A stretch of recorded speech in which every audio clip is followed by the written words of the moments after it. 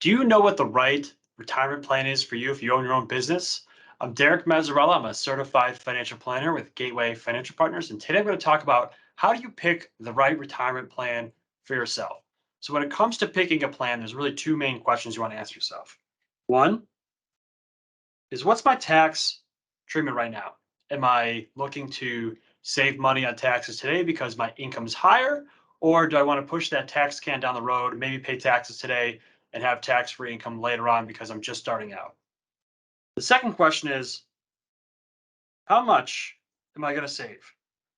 When you're looking at what you're going to put into, one of the biggest questions that it's going to determine which plan makes the most sense for you is going to be how much you're going to put into it. Okay, so the first plan you have the option of choosing is an IRA. So some of the benefits of a traditional IRA, I know anyone can use them. You don't necessarily have to own a business to be able to set up an IRA, but one, low cost. Two, administration of it, very easy. There's really nothing other than opening the account.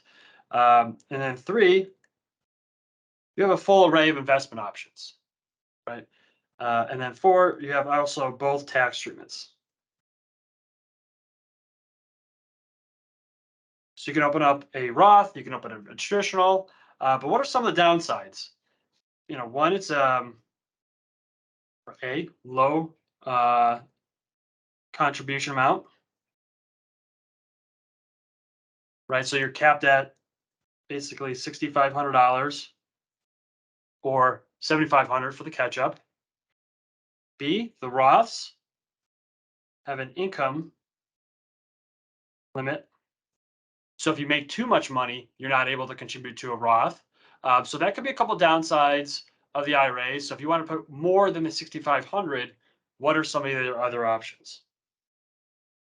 So the first thing we could look at is a SEP IRA. And up until 2023, we actually were only able to contribute to a traditional SEP IRA. So that's essentially where you're putting money in on a pre-tax basis. It grows tax deferred.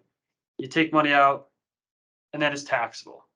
So the good news is with Secure Act 2.0, we can actually do Roth option in a SEP IRA as well. So when it comes to SEP IRAs, they also have a lot of the same positive features as traditional IRAs. They're typically low cost to set up, low admin. You get both tax treatments now. And then the best part is you can actually put away more money than you would in a traditional IRA. So with the SEP IRA, you're allowed to do the lesser of, make sure this is clear, of 25% of your comp or $66,000 per year. So you can see if you really make a good amount of money, you can really stretch and stuff the SEP IRA. You could do it on a pre-tax basis, and you could do it on a post-tax basis. Typically for higher income earners, these can make a lot of sense because that 25% of comp, so let's say you make $100,000, that means you're allowed to put away $25,000, which means you still have a lot of wiggle room with this $66,000 a year to put in there, or you're not able to. So you have some missed opportunity with a SEP IRA if you're in a somewhat lower income amount that you won't be able to fully maximize that $66,000 per year.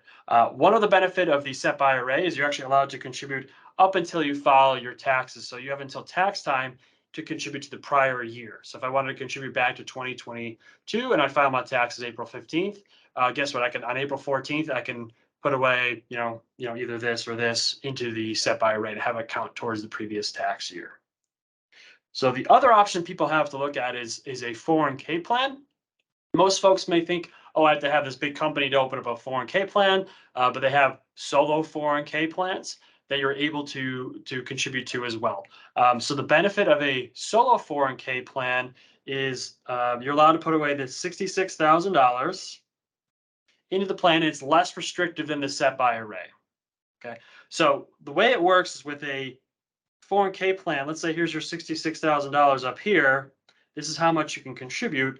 And there are really three money types you're allowed to contribute in a 401k plan. So the first one's going to be your employee compensation. So that's your employee contribution, which you're allowed to put away 22,500 into the plan. You know, you could add a catch up to it as well if you're over 50. Then you could put up an employer match. So you're actually matching yourself. I know you're also the employee and the employer in this scenario. And then you can fill up the gap with a profit sharing feature as well. One thing to note about the 401ks, they're a little more complicated. So this amount here has to be Roth or traditional. So you have the option of putting some Roth dollars in and some traditional. Last year and the year before, this was a huge benefit over SEP IRAs, but now with the Secure Act 2.0 law, since both SEP IRAs allow for both Roth and traditional contributions, this isn't as much of advantages anymore. But then the employer money that goes in into the plan, that has to be traditional. Right, so this is pre-tax. So you're going to pay taxes later on the money that the employer puts in. This money here, so the employer match and your employee contribution has to go in the calendar year. So you can't wait till April 15th to put money in to the Roth bucket or the traditional bucket or your employer match. But you can't wait till tax time to put your profit sharing piece in there as well. So you do have some flexibility with a 401k plan to put in some money after the calendar year is done.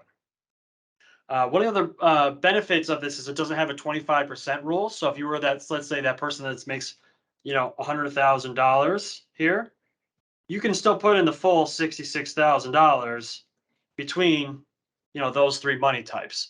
So it does let you put in more money if you have a lower income threshold and you wanted to, let's say, stuff that plan as much as possible. Some of the downsides, though, they do have higher admin cost. Right, they're usually a few $100s to set up, but it does have a cost.